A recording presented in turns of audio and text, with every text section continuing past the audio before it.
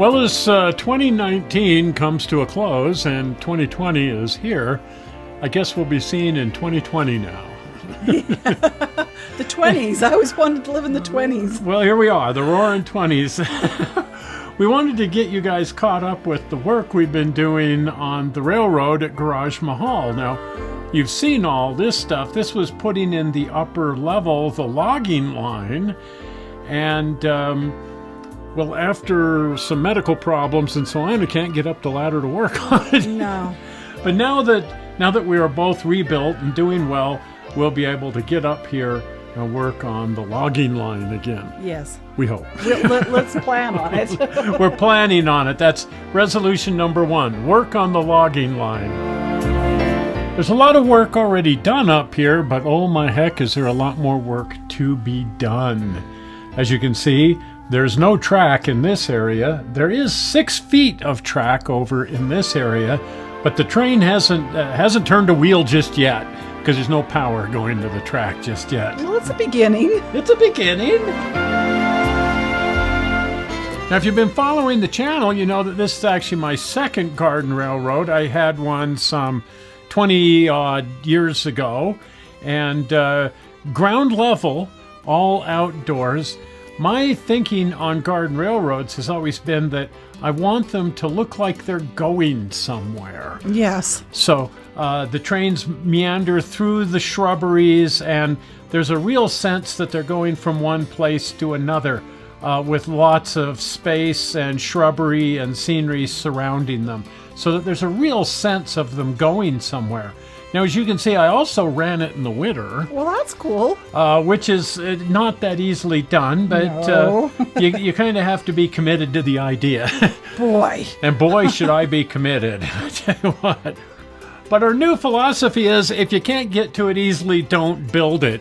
And at our age, that's important. And I'll tell you, getting down on your hands and knees and crawling through the subbrush, whatever, it's difficult. So building railroads like this at ground level is just not that easily done. This is the Black Canyon region. There's Steve, looking about 25 years younger than he does now. But this was actually easier to work on because the tracks are up on the bridge. Yes. Now, it was all carved out of mortar mix. Oh, boy. So that it would be weatherproof over a wire lath. And it looked pretty neat. It does? Yeah, it's a lot of work, but I'm thinking of doing this again on the new railroad. A few thousand pounds of mortar mix and sand and that sort of thing, and you can build it like that. But as much as I love a ground level railroad, I like this, where the trains are up, where you can get to them easily and the track is up. And so when we were in St. George, we were highly inspired by this railroad. Yes, I like that one. Because it's both. It's ground level and it's up in the air. Yes. So you can get to it easily and everything is at ground level and you can have your shrubbery and everything right around your trains. So much of what you do. This is so much easier. Every element is easier. The gardening is easier. The maintenance is easier. The putting the trains on the track is easier, and I think the visibility is better. Now, ours won't be this big because we don't have that much space, but kind of copy the same idea, I think. Exactly. And we've started on that, actually. It started by first moving the tough shed out. What a job. And you'll notice it's all a big weed patch back here. There was no lawn, there was no sprinkling system, there's no nothing. It's just kind of an undeveloped area. Spiders. Spiders and squirrels. But first we had to get rid of the tough shed, but we wanted the tough shed, so it just found a new home 50 feet from where it used to be. Sounds like some of my previous housing, but yeah.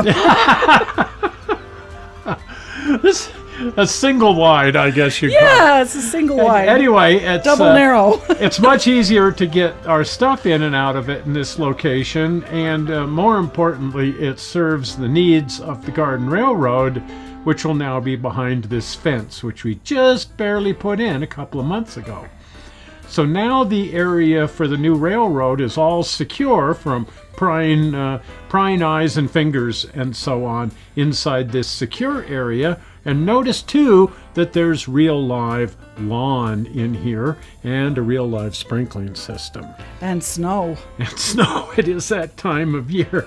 And we had to do some repairs to this cinder block wall, but this will form It is too cold. the raised section for the railroad. That two-level effect that we saw, Right. like right through here. Yeah. And that should look pretty good. Bring it up to about there, Right. and then round it across there a bit. Yeah. Well, as you can see, we don't really have a plan so much as we have a series of guidelines. Exactly. That's the way we live our lives, kind of fluidity, and make it up as you go along. Over here, the track is going to be mounted on a wood fence so that the grapevine over here can grow up a lattice work, and the tracks can be elevated and formed into that lattice work. That'll be fun. And we have something of a plan for that. But the scarier plan, the more intense plan, is we'd like the trains to go inside the building through a hole right here.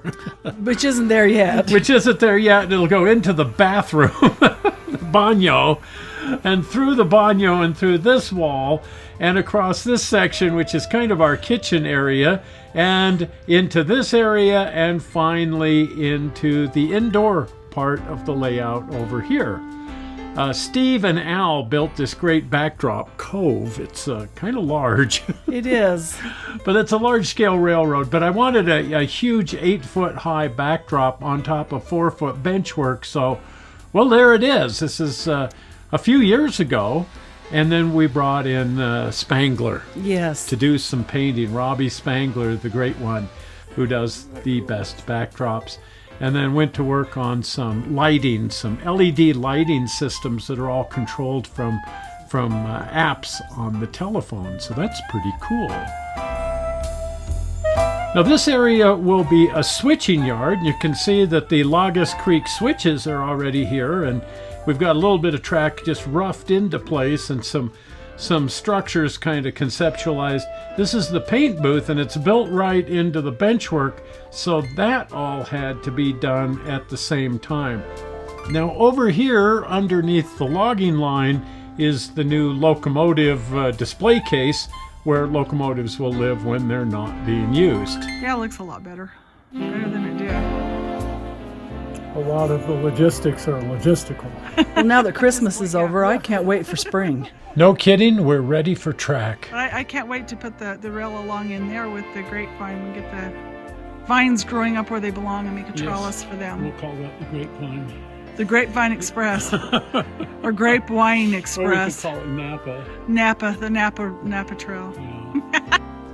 So our New Year's resolution for 2020 is going to be to get some track in out here and get at least one train moving. At least. At least under its own power.